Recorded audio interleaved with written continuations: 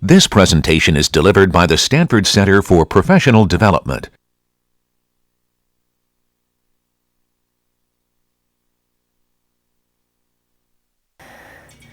The piece I need is not here, so I'm going to actually just talk to you about what it says on my slides, and then when Jason arrives, right, we'll plug it back in and we'll see what's going on. Oh, there's Jason, there we go.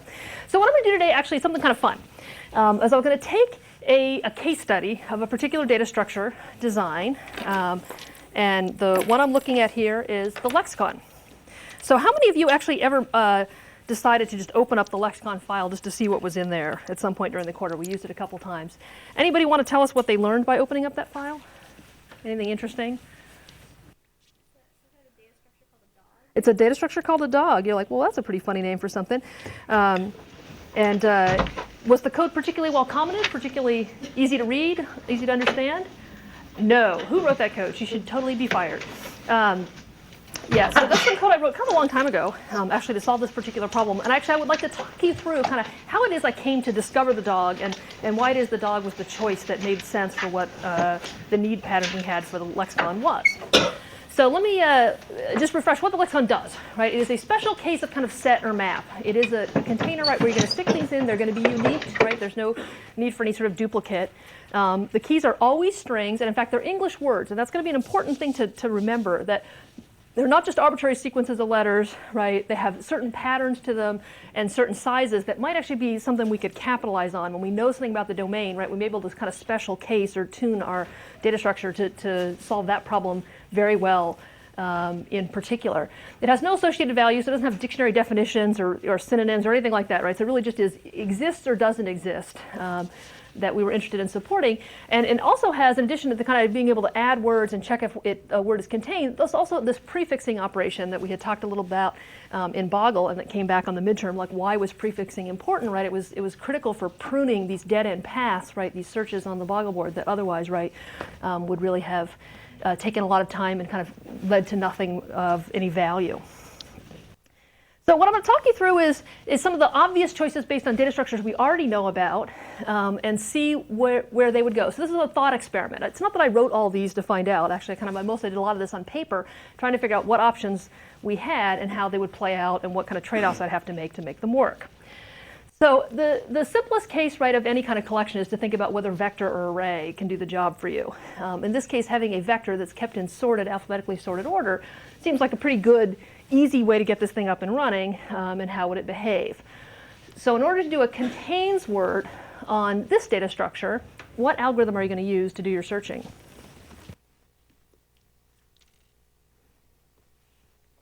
Binary search, right? It's in sorted order, right? We got to take advantage of that, right? If we do a linear search, I'm looking for the word mediocre, I'm going to be trucking through, thousands of words before I find it. So definitely I want to be using binary search, equals, comparing my strings, less than, greater than, dividing in half, and so it should run a logarithmic time. Logarithmic time, right? One of those great performers that you learned in the PQ assignment. Hopefully it's just basically not measurable on today's computers. So even for entries of 100,000, 500,000, right? Basically for free. How do we do contains prefix? Can we also do a fast prefix search given this data structure? I hope so, right? Thinking about the same kind of binary search. In this case, though, looking at substring, right? So comparing, if I'm looking for a 3-character substring, only looking at the first 3 characters, decide which way to go. Once I find something that matches in the first 3 characters, I'm done. So again, still using the sorted property to quickly narrow in on where it could be. When it's time to add a new word to this, so someone asks me to put in the word abalone, I got to use that binary search, right, to find out where to go. So in logarithmic time, I can tell you where the new word goes. But then to put it into position, there's going to be some shuffling. And that's where this operation starts to bog down, given the idea that you might be moving half or more of your items on average to make that space for that one to open up. It is going to require a linear time operation to get new words into the data structure. Okay.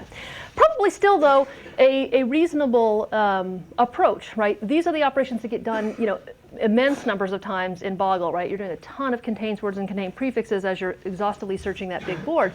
But the adds are done kind of once at the beginning. You build that big dictionary, and then you subsequently use it. And so if it took kind of a little bit more time to build that thing, sort of an n squared operation to kind of load it up, well, maybe that would be okay.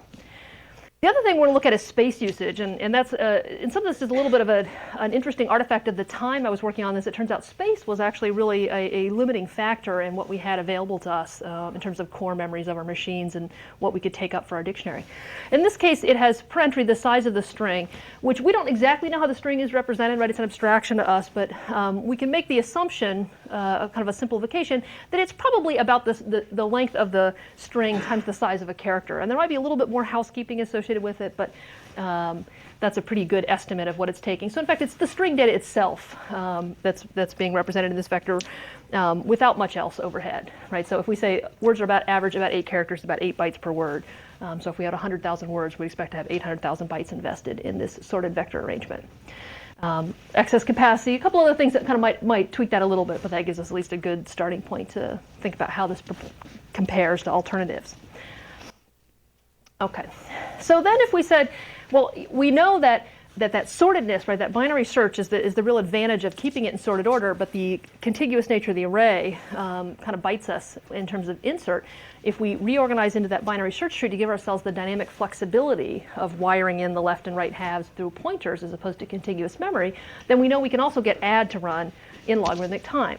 So looking at these operations, contains word right as a tree search that's using equals equals, left, right, deciding which way to go, and also performs logarithmically if the tree is balanced. Contains prefix, same deal. In this case, looking at the subster, working our way down, knowing which way to go. And then add can also perform in logarithmic time because it does the same search, right? Falling off the bottom and then inserting the new word there or finding it along the way and not having any work to do. So we can get all our operations down to logarithmic time, which we know to be kind of fast enough to actually not be worth fighting any harder for. Where did we pay for this? Nothing really comes for free, right? Overhead, right? And overhead in this case, memory, right, is certainly one of the places, right, where there's going to be a pretty big cost, right? That we now have the string data for each entry plus a left pointer and a right pointer, and if we're doing the work to keep it balanced, which we probably ought to do if we want to avoid the degenerate cases of it kind of getting totally out of whack and degenerating into linear time, we're going to have a couple more bits, bytes thrown into that factor too. And so if we're assuming that there's 10 bytes of overhead, 4 bytes in each of these plus another 2 for the balance factor, right, then we've added 10 bytes of overhead on top of the 8 bytes for the word. Getting a little bit hefty. Something to worry about.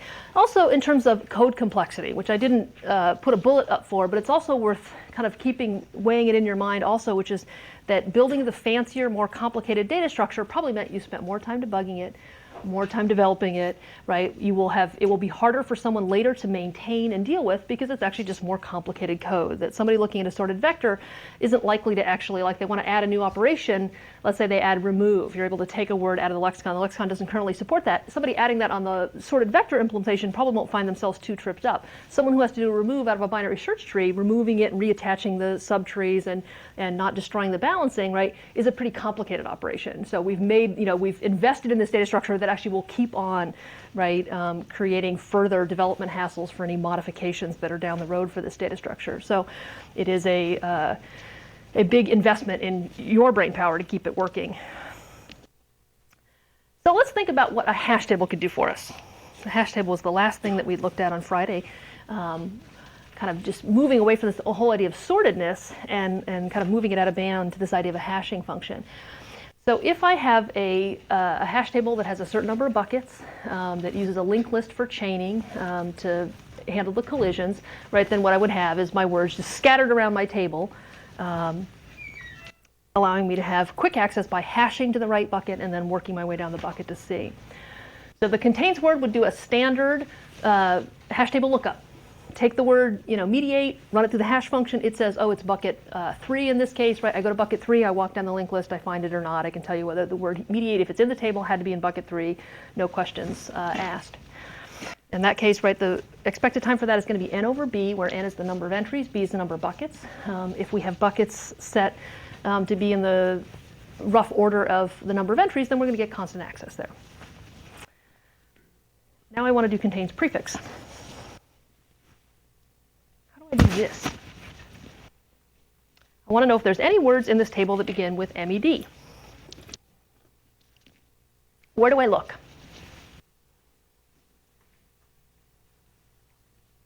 If I run MED through the hash function, do I expect that I would get the same number as other words that begin with MED, like mediate and median and mediator?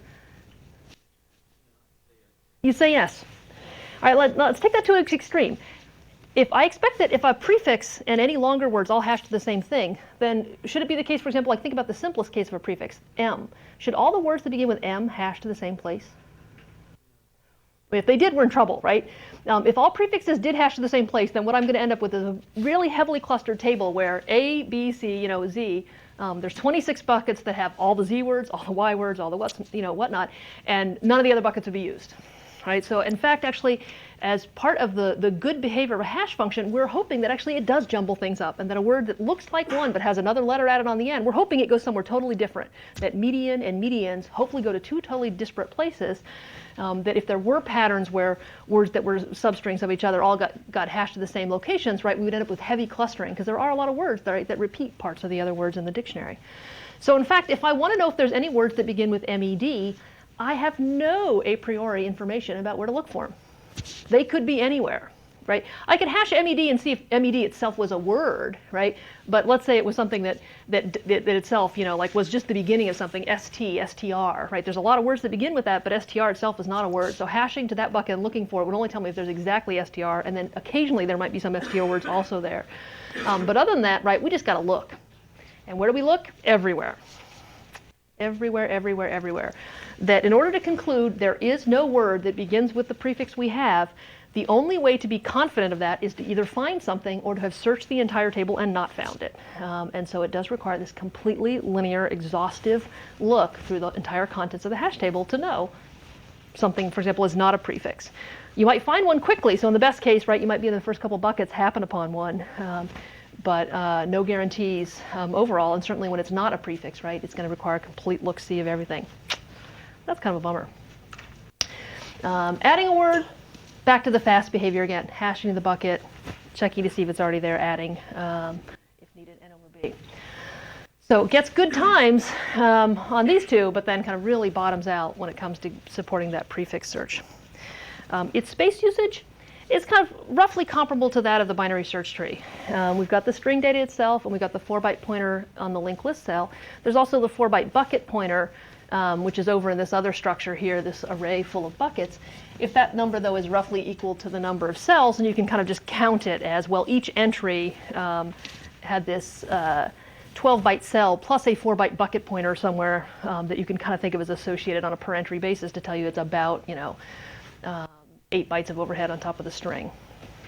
So 16 bytes, right, for each entry in the table. Okay. That's what we have so far. We've got pretty good performance, right, on contains word no matter what we choose, right? We can get either logarithmic or constant time with either of these 3 data structures, right? So perfectly acceptable performance there. We cannot get contains prefix to run well in a hash table. Just doesn't happen, right, the way hashing works. And then add, right, can be fast on the 2 complicated pointer-based data structures to the right, but can't be fast on the sorted vector. And then we see kind of some trade-offs here in terms of space versus time, right, that there's very little space overhead in the sorted vector case, right, but that really blossoms, right, into 2 times, almost 3 times, right, the storage, right, needed in the BST and hash table case. The code also got a lot more complicated when we moved up to those data structures. So then I'll tell you actually that it turns out that the runtime performance was interesting to us when I was exploring this, but in fact actually more important at the time was the memory usage. That the memory usage, right, was really the big obstacle that we had. The official Scrabble Players Dictionary 2 is actually the source for the word list that we're using. It has about 128,000 words, I think is exactly the number it has. And the average length of those is 8 characters, and the file itself is over a megabyte. So on disk, if you were just to look at the listing of all the words, right, it's a megabyte, a little over a megabyte there. If we were loading it into the sorted vector, we'd get something that was just roughly equal to that. It would take about a megabyte of space plus a little bit of noise. The ones that double up that, right, take it up to 2.5 megabytes total. At the time, right, we were working, and I know this is going to seem completely archaic to you, but we had these stone tablets that we worked on. And they typically had main memories of about a megabyte, maybe, like in a exciting case, 4 megabytes, 4 whole megabytes of RAM. So it was not possible, right, that we could dedicate 1 or 2 megabytes of your main memory to just your lexicon. It just wasn't, there just wasn't enough space to go around. So we're working in this very tight environment in terms of that. So it's a little bit more like, for example, today's world of embedded devices. If you're writing something for an iPod or a cell phone, you have a lot less gargantuan memory. So your average desktop machine having a gigabyte of RAM now, you're like, yeah, whatever, a megabyte here, 10 megabytes there, free, all the memory you want. And so this seems kind of like a silly thing to focus on, but this was 1995, and it turns out, yeah, there was certainly more interest in keeping it tight to the memory. The Boggle lexicon that we have actually takes under 1/3 of a megabyte. The memory it's used while it's working and searching and checking for words and prefixes is actually smaller than the on-disk form of the data we started with. So it actually does kind of a bit of a compression as part of its strategy for storage, which is pretty interesting to think about. So I'll tell you actually the truth about how we first did Boggle, because it's kind of a little interesting historical perspective on it. That Boggle was given by a colleague of mine for the first time, Todd Feldman. He was the guy who came up with the idea, which is a great idea. And he said, oh, this is a great assignment. And when he wrote it, he said, oh, I need a lexicon. So as part of kind of putting the assignment together, he was like, oh, we have to get some lexicon. So he looked around and he found a word list that had about 20,000 words. And well, I think we first found this word list and we said, oh, it's just impossible, right? It's going to take, a megabyte or more, and we just don't have that kind of space. So we need a much smaller data file. So we had a data file that had about 20,000 words, right, which then takes about 200K. And he actually wrote it using a hash table. So given he wrote it as a hash table, he just didn't support contains prefix. Just didn't put it in. And because you can't do it efficiently. So it actually took, a smaller amount of space, it had a smaller word list, and it wouldn't do contains prefix. So then people wrote Boggle. And as you learned from that midterm question, you can write Boggle without contains prefix. It spends a lot more time looking down these dead ends, but it eventually bottoms out, right, when it runs off the board and uses all the cubes. And it actually, in some ways, almost made the program a little bit more satisfying to write in one odd way, which is so it's the computer's turn, right, that uses the prefix pruning. So you would type in your words, and it would be perfectly fine finding them. It doesn't use the prefix part when it's doing the human's turn. You're typing your words, it's finding them. You're typing the words, it's finding them. Then you would go to do the computer's turn, and you'd say, okay, go, and now it would take a really long time. It'd be hunting around the board. Oh, it'd be working so hard. Your fan would be coming on, right? You'd feel like, oh, my computer's doing something. And then it would show up with twice as many words as you found, or 10 times as many words as you found, whatever. And in fact, then you would say, well, at least it had to work hard to beat me, right? And then you felt like, I wrote this program that causes my processor to get busy, right? I felt good. And in fact, actually, the word list was pretty small. So in fact, it wasn't even actually as likely to beat you because it didn't know as many words. 125,000 words is an enormous number of words. The average, it's been, I've heard different factors on this, but the average person's vocabulary, English vocabulary, is about 20 to 30,000 words. It tends to be about 10,000 higher if you've gone to college, so maybe 30 to 40. The fact that it knows 80,000 more words than the average college graduate means it knows a lot of obscure words too. And so in fact, it not only does it very quickly find all those words and then produce these ridiculous words that I've never heard of, right? It's almost like it's taunting you by doing it in a millisecond. And back then, it took a while. So it was actually like, okay, well, it beat me, but it had to work hard. But then, so then I took over Boggle. I taught X maybe a quarter or two later, and I said, oh, I'm gonna write a lexicon. I'm gonna go off and make a little project for myself because I don't have enough work to do. And my goal was to make one that would do prefix, but that also would be tight enough on memory that we could actually load a much bigger dictionary file, because I thought it'd actually make the game even more fun to play. All right, so here's where I started. This is a little excerpt from the middle of the dictionary. STRA, yeah, that's certainly the thing you notice, right? When you look at this thing, you see straddle, straddle, straddler, straddler, straddle, straddling. And there are these words in here that you can't believe you're allowed to do this. But apparently you can put like ER and IER and IES and ING and on almost anything out there, and it makes a valid word. And so, although, you never really thought about the fact that straightforward, straightforwardly, straightforwardness, right, are all there, there is a huge amount of repetition. And this is where I said we're going to use some information about the domain. These aren't just arbitrary strings. They're not just random sequences of letters, right, that are, picked out of the air, that they develop over time. There's, word roots, right, there's suffixes, right, there's these prefixes that mean things that actually show you that looking at this, little excerpt out of the middle, there's an awful lot of words that repeat portions of other words. And that may be part of what we can capitalize on, that instead of really recording straight away and straight away is repeating those first 11 characters and adding an S, is there some way that I can unify the data that I have here? The same way when we try to find code, you have the same passage of code repeated 2 or 3 times. We're always saying, unify it, move it into a helper, and call it in 3 places. It's like, can we do the same thing with our data? Can we share the parts of the words that are in common and only distinguish where they are different? So take a look at this. This is a little portion, right, of something called a trie. So a trie is spelled T-R-I-E, and it's actually from retrieval, but sadly it's still pronounced trie, just to confuse you. And it is a variant of a tree. And in this case, it's a tree that has 26 children coming out of any particular node, 1 for each letter of the alphabet. And so starting from the root node at the top, all the words that begin with A are actually down the A branch, and then there's a B branch, there'd be a C branch and a D branch, and so the idea is that all the words, like if you think of the levels of the tree, are actually like, these are all the 0th characters of the word, and then that second level is all the characters that follow that 0th character. So here's the AB words and the AC words and the AX words. Over here is the ST words, but there's not an SX, right? So there's some places that actually aren't filled out in this tree. And as you keep going down further, so that the depth you would trace through a tree would actually be tracing through the characters in sequence that make words. And so in this form, right, tracing out a path through this tree from the root down to a particular node tells you about prefixes. So there are words that begin with A and words that begin with AC and ACE. And then there's actually a little notation here that's done by a visual of the bold and circle around it that says, oh, and the path that led here from the root is a word. So A is a word, and ACE is a word, and ACES is a word. Act is a word, and so is acted and actor.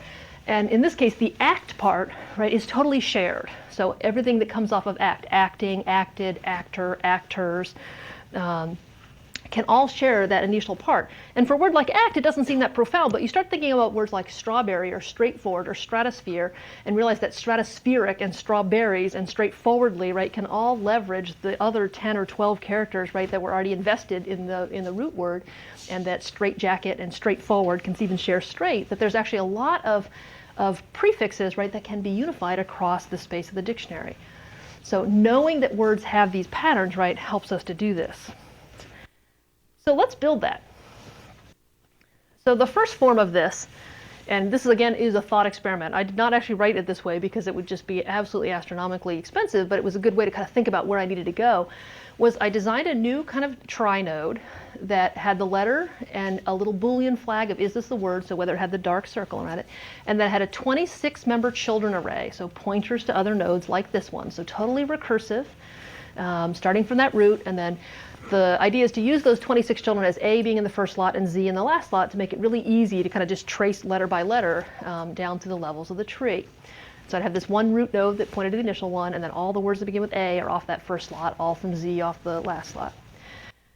So when I want to know if a word is in the dictionary, what do I have to do in this data structure? How do I find it? I want to find the word, far. Where do I look? Left, right, down, which way? It'd be great if you tell me, then I know you'd understand what my data structure is. Yeah. Exactly. So at the very top I say, okay, F's my first letter. Match my F, get me to the F node, and now it says recursively find AR from here. So it's very recursive. It'll be like find the first letter and then recursively find the substring from here working down. So find an A out of the next node, find an R out of the next node, and then when you get to that node, you'll check this little is word Boolean and say, okay, was that path I traced marked in the dictionary as leading to something that's known to be a word? The prefix looks exactly the same except for that last check for the as word. So given that nodes exist in this because further down there are some words, I just trace out a sequence of letters, STR, and as long as there's something there, then I know that away from there are subsequent children beneath it that lead to words.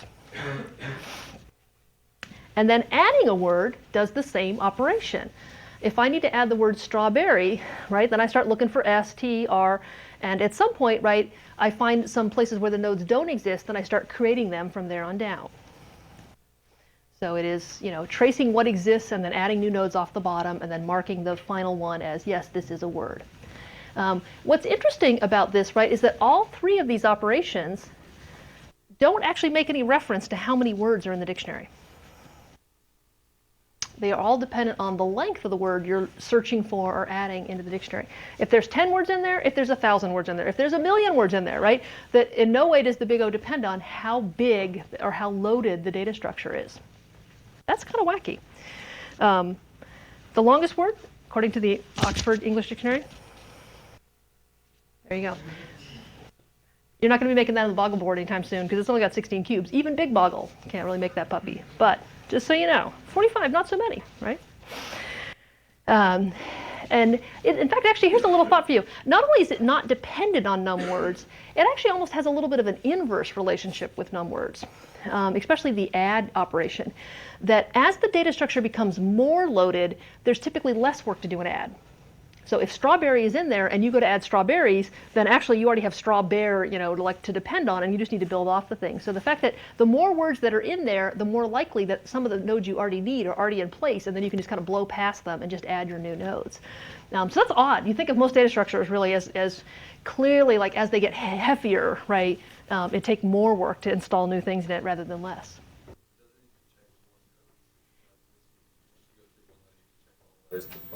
Well, the thing is, they're organized by letter in that 26-member array, so in fact, I don't really have to look, right? So I just go straight to the slot. If I'm looking for strawberry, I look for S, and then I go straight to the T slot and the R slot. And so in fact, if the node was already in place, I'm not searching for it. It really just is always exactly in the R slot. That's why there's 26 of them.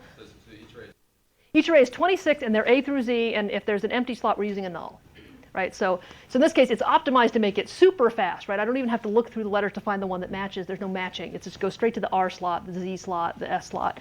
We're going to see this is going to be a consequence we can't, tolerate, but it is at least the starting point for thinking about how to build a data structure.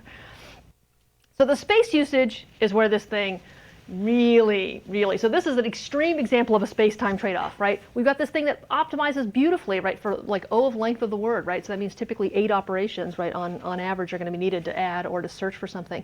The space we're using here is 106 bytes per node. So that's this 26-member 4-byte array plus 2 bytes for the character and the Boolean that are up there. 106 bytes is a lot of memory. And the trie has about 250,000 nodes. So given the 125,000 words that I said are in the input, if you build them into a trie, they take about 250,000 nodes. That's an interesting sort of number to think about, though. You have 125,000 words. They take 250,000 nodes. That tells you actually that kind of on average, each word has about 2 unique nodes. That even words like straightforward and straightforwardly, kind of on average are sharing enough of their common prefix parts that there's very little unique data added by any particular word in there that average across the whole thing. That's pretty neat to know. However, this is just not going to fly. So here I was telling you that my main memory had, 4 megabytes maybe on a good day, and now I've actually, built a data structure that's going to require, 6 times that in terms of storage. Okay, we got to squeeze that down. So the first thing we can do is to realize that those 26, allocating a full 26-member array, of which I only plan on using some of the slots, is pretty wasteful. So instead of saying I'm committing to 26 per thing, I'll say, well, how about if I have an array that actually is tight to the number of children coming out of this node? So the very first node will have 26. There are words that start with every letter in the alphabet. But from there, it very quickly winnows down. You have the letter X, right? You do not need the full 26 children coming off of X. There's only a few letters that follow X, right, in the English language that are going to need to be fleshed out. You need the XA, you need an XE, but you don't need XJ, you don't need XK, a whole bunch of things like that. So if I change the structure here to instead of being a 26-member array of node pointers, I make it to be a pointer to a set of node pointers. So this is a dynamic array that I'm keeping track of the number of children in a second field here. That the first one we allocated to 26, the second one we allocated to 8. This is going to change a little bit of our running times because now we won't be able to go exactly to the S slot. We'll have to go look for it. So on each step down the tree, it'll be looking through that sized array at this slot to find the right match. But it adds a constant factor basically on top of O of length of the word. So the space uses of this is basically we're just not storing all those nulls. And there were a lot of nulls. That the node itself is now just 10 bytes, and then there's some space in this dynamic array out there, which is the number of children times the 4-byte pointer, that on average, right, a node has 6 children. Across the 250,000 nodes in the data structure that's being built from this, right? So 26 was way overkill, right? About 20 of them had nulls for most of the nodes. And many of them, for example, at the very bottom of the tree, have completely none, right? They're all null. So you get to a word, like straightforwardly, there's nothing after that Y, right? And so it has 0 children coming out the back of that one. And so certainly having 26 null children pointing away from that was a waste that we could tighten up. So when we get it down to this, right, we'll have 44 bytes, or 34 bytes, right, for the per node. Still 250,000 nodes, still 8.5 megabytes, right? So we're not winning any prizes just yet, but we are making good progress, right? That got us down like a factor of 3 or 4 right there. So I still have the same number of nodes. All I changed, right, was the pointers to the subsequent nodes further down the tree. So the kind of letters and how the letters connect to each other, the connectivity is still very much the same. It's just that in any particular node, how many children does it have, right? I was storing a whole bunch of nulls, and now I'm not storing those nulls. So the number of nodes is still exactly as it was before. So I'm going to do one other little squishing thing on this data structure, and then I'm going to kind of flip gears for a second. So still using kind of my CS side of things, how can I squash things down? I'm going to use a technique that we used in the heap. So in the case of the binary heap that we implemented into the PQ, you'll remember that we drew pictures in the handout that showed a heap with, I have a parent with 2 children, which has 4 grandchildren, and so on, but that we actually compressed that down into an array. And in the array, there was this pattern of, here is the root node. So we'll call this level 0. And then the next 2 nodes are level 1. And the next 4 nodes are level 2, and so on. And so it goes 1, there's 1 here, there's 2 here, there's 4 here, there's 8 here. And we flattened it down kind of by generation. So looking at what was at the top and what was underneath it. When we did that, right, we removed all the space for pointers. That although we drew those pictures in the heap as though there were pointers there, in fact, there were not. Right? There were no pointers being stored in the heap-based version of the PQ. And so that gets us back to kind of array-like storage requirements, but by flattening it down into this array, right, and still kind of using the tree conceptually to work our way through it, right, we're getting the advantages of that traversal that's based on height of tree, not length of vector. So if we do the same thing with the trie, it's a little bit more complicated because there were a couple things about heap that made this a little easier. The thing that heap always had 2 children, and so there were these rules about how the tree was filled in that meant you could always compute parent and child index using this kind of divide by 2, multiply by 2 exchange operation. In this case, right, what we're going to have to do is just lay it down by generation, but we don't know how big a generation is going to be, so we're actually going to have to keep track of it manually. So the root node will have all A through Z. So this would be level 1, which is A through Z here. And then level 2 is, there'd be a bunch of slots here, which is the A followed by some letter, and then there'd be the B's followed by some letter, and then there'd be the C's followed by some letter, and so on. And then further down is level 3, which are the 3-character words. So these are all the single character paths, 2-character paths, 3-character paths, kind of flattened down. And so if I look at what I changed here, my first node says it has no letter, that's the root node, it's not a word, and it says its children begin at index 1, so the next location. So it's not a multiply by 2 and add 1 or something like that. It's like, okay, here's where my children begin. They're at slot 1 in the array, and then there are 26 of them. So that means that A, B, C, D are kind of in order there. If I look at A is a word, and it says its children begin at index 27. And there are 12 of them. So there are 12 characters out of the 26 that can follow an A in the sequence of a valid word. And then B's children begin at index 39, which is 27 plus 12. So that's where the A's children are sitting here at index 27 to 38, and then 39 to, I think B has 8 or so children, right? And C and so on. So we flattened it all down by generation into an array. That means all the space for pointers, right, has now been removed. One serious consequence of this, though, is that the pointers got us flexibility. That insert and remove was dependent on the idea of that pointers really being there, pointers buying us, right, the ability to insert and delete without doing a shuffle. That now, once I have flattened it, right, I have suddenly bought back the same problems that arrays have, which is if I have the words here that have AB for abalone and AC for act, and I don't happen to have any words with AD, and now I go in and I try to add the word add, that in order to put D in there, right, we're going to have to move everything over, and then there's going to be a lot of shuffling and whatnot. So I'm starting to build a data structure that's losing some flexibility but saving space. So I'm in some sense focusing my attention on how can I build a data structure that's really fast to search, even if it was a little harder to build. Because it turns out the thing I most care about is making sure it can actually very, very efficiently look up words. Maybe building it once, being a little slow, isn't so painful. So the space usage in this gets this down to just 10 bytes per node. All the pointers are gone. So there was 24 bytes of pointers that we've just eliminated. And that means we've got 2.5 megabyte memory footprint right now. So we're kind of getting close to hitting the range for binary tree and hash table. Okay. Now I'm going to go back to the domain again. So I worked on it kind of from the CS side, thinking about things I know about data structures and reorganizing arrays and heaps and pointers. I'm going to go back and look at that domain again and see if there's something else I can kind of take advantage of. So this is a different cross-section of the dictionary showing the word adapted, adapter, adapters, adapting, adaption, adaptions, adapts. So 8 words, right, that are all built off the adapt root with a bunch of suffixes. If I look sort of over a little bit further, I've got desert, deserted, deserter, desertings, deserting, desertion, desertion, deserts. Okay, and detect, and insert, and perfect, and invent, and interrupt, that all are verbs, right, for which you can apply the past tense and the gerund form and the ions, right, that tack onto that root word to give you these suffixes. And each of these words that is shown up here has exactly the same set of suffixes that can be applied to it. So I did this thing about prefixes, right? I went out of my way to find that, so all these words could share that same prefix, assert, asserter, assertings, asserting.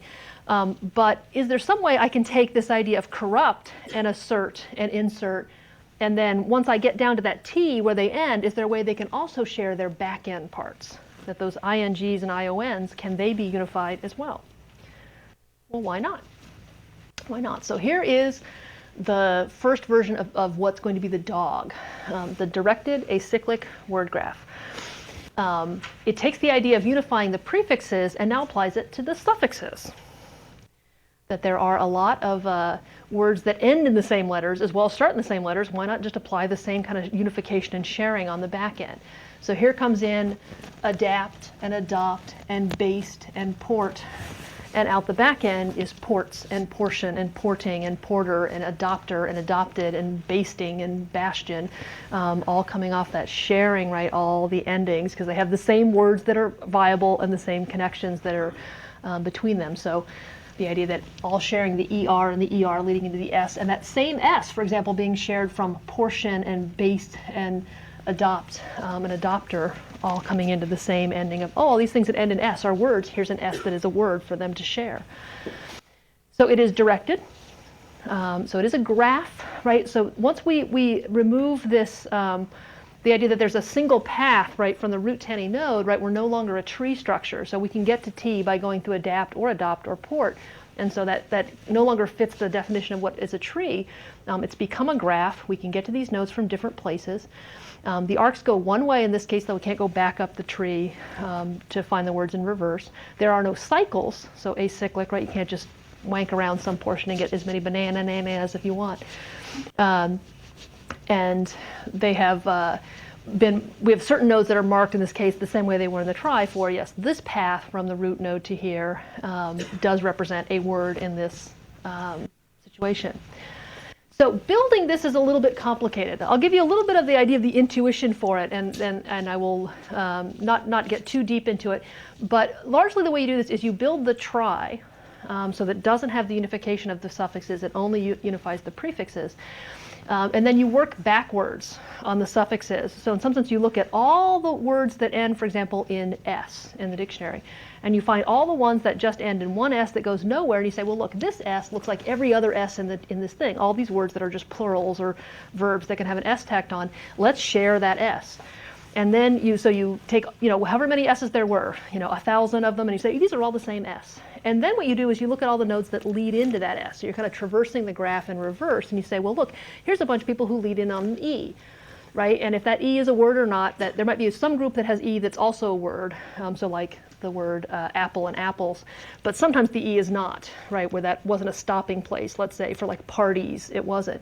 And so all the ones that are a word can unify on the E that was a word, and the ones that aren't are that way can unify on that, and you just work your way backwards from there. So you say, well, what letters led into that E? And so kind of from the end of the words backwards, you're looking for all the people who can end in an S and end in an E and end in an IES, and unify them up. Making sure that, right, they have kind of all the same outgoing connections. So for example, running has an ing at the end, so does swimming, but there is swimmingly and there's not runningly, so you have to be careful about unifying things that they really have to kind of have all identical properties from this point down to the bottom of the tree to be unifiable. But it's a pretty neat process. It's actually what's called DFA subset minimization. So if you want to learn a little bit about it, that's the word to look up. And so if I do that, and I build this as a dog, I'm still using the same structure definition here. But what I am doing is unifying suffixes as well as prefixes, and that actually is going to change the number of nodes that I need drastically. It goes down to 80,000 from my initial 250,000. And if you think about the number of words again, right, there were 125,000 words in the dictionary. The dog has just 80,000 words, so it means actually once you start unifying the suffixes, it's like most words don't even have, or many of the words don't even have any nodes of their own, that they are unique to them whatsoever, right? They just exist kind of as portions of other words that have all been joined together and compressed into one package. So 80,000 nodes total, about 2/3 the number of words total in the thing. So we have 10 nodes, 10 byte nodes, and 80,000 of them, right? We are down to under a megabyte. So we've crossed that really interesting barrier of the data structure on disk, the data that was fed into it, those words, was over a megabyte. And now we have created a representation that actually is compressed, that uses less space than the text file did in the first place. And that's really because it is finding all these ways in which words are like each other and sharing, right? Making use of the existing structure in the dog to add new words without adding bulk. So once I've done this, I have to say that I've made the data structure even less flexible. So to be clear, each of these steps, right, has a cost somewhere else. It made the code more complicated. It also made it so that now that I have all this sharing back here, that when I'm adding in a new word, so I go back to look at this picture here, that I go in to add a word and I say, oh, actually the word, portioning is a word. Well, adoptioning is not, right? And so that will necessitate, if I go in to add the word portioning, that I actually have to split it off of its existing unified branch, because if I just tacked on the ing on the end of portioning there, then it turns out that adaptioning and adoptioning would suddenly become words too. So actually I have to be extra careful once I've got it unified this way, that when I add new words that I don't actually accidentally add some additional words that I didn't plan on, because these paths have been shared. So it requires a little bit more careful management. Again, the goal though here in this case was to try to build a data structure that once kind of freeze dried. So I built it off the data structure, the input data file I had, that then would operate very, very efficiently. And I wasn't planning on making a lot of runtime changes to it. So I get this down to this. And then the last thing I'm going to do to it is go back to kind of the CS side of it and see if I can squeeze it down kind of in terms of just data structure, what's being stored per node. So I have 80,000 of these. So typically when you look at a structure, right, it's very rare that the idea, if you change something from an int to a car, right, so that was a 2-byte thing into a 1-byte thing, that you're going to have any profound impact on the total size needed. But if you happen to know you're going to make a lot of these structures, tens of thousands, right, almost 100,000 of them, then it turns out every byte counts. If I can get this thing down from, in this case, 10 bytes to 8 bytes, or to 6 bytes or 4 bytes, right, then it will cut my memory, right, by quite a factor here. So what I did in the final version of it is I used a little technique called bit packing, which is to actually stash stuff in the absolute minimum possible space that I can fit it into, taking advantage of things like, for example, that there are only 26 letters in the alphabet.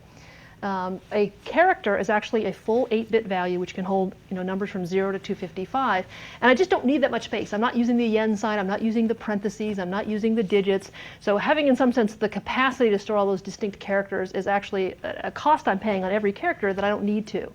So in fact, I squeezed it down by dividing up into the sub-bit level. This is something that's talked about a little bit in chapter 15 if you're at all curious. It's not what I consider core material for 106b, but I'm just sort of mentioning it to kind of complete the picture, where 5 bits, given that a bit is either 0 or 1, that I have 5 of them connected together, then I have 2 to the 5th different patterns that I can represent in that amount of capacity there, and that's 32 different patterns, which is enough for my characters plus a little slack.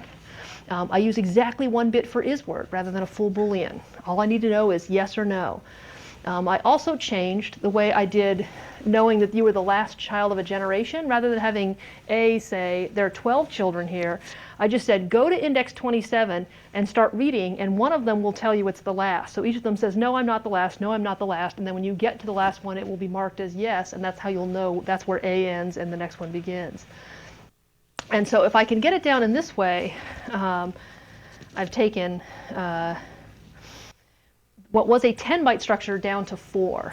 And it turns out there's often reasons why trying to get it down to a multiple of 2 is actually a critical barrier. That if it were 5 bytes, it's actually likely to be 8 just because of what's called alignment and padding restrictions.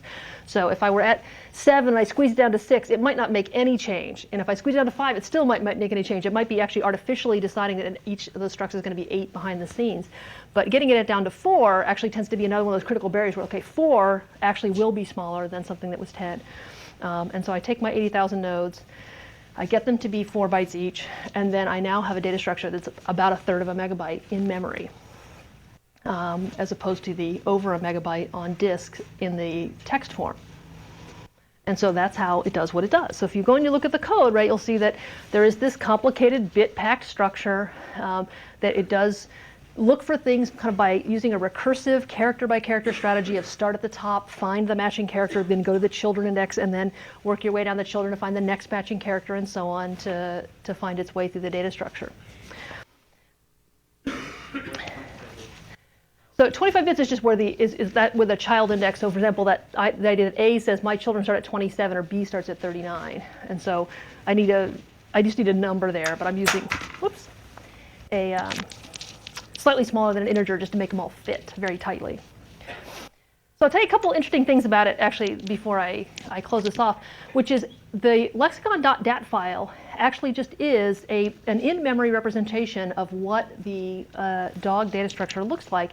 And so in fact, it's very easy to take the whole data structure. It doesn't have any pointers in it. Pointers actually tend to be a little bit, make data structures harder to rebuild and to dehydrate to disk because they have to kind of be wired up in memory. You don't know what memory you're going to get from new and what the addresses are. This one actually doesn't have any pointers. Everything is actually kind of self-contained. It's just one big array of these blocks. And all the information is relative in there. It says go to the index 27, index 45. So you can take that whole block and just write it to disk, 300 bytes worth, read it back in 300 bytes worth, and it kind of is rehydrated without any extra effort. So that's actually what the lexicon.dat file is. It's just a dehydrated form of the dog having been built in memory. So that makes it very, very fast to load. At that point, though, it's super inflexible. If you want to add a word to it, right, the way the structure is built, you'd have to kind of add nodes and make sure it wasn't glumming onto some existing words that were nearby. And so it would be a lot of work to actually edit the dog in place. In fact, when you ask it to add a word, it actually doesn't edit that one at all. You say, I'd like to put a new word in.